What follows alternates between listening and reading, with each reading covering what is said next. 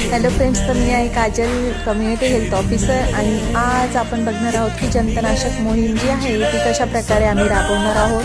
तर आता मी ड्युटीला जाण्यासाठी रेडी झाली आहे आणि आता काही वेळ ड्रायव्हिंग केल्यानंतर मी पोचले होते की चेवणे गावामध्ये, जे माझ्या सब सेंटरच्या सर्वात पहिले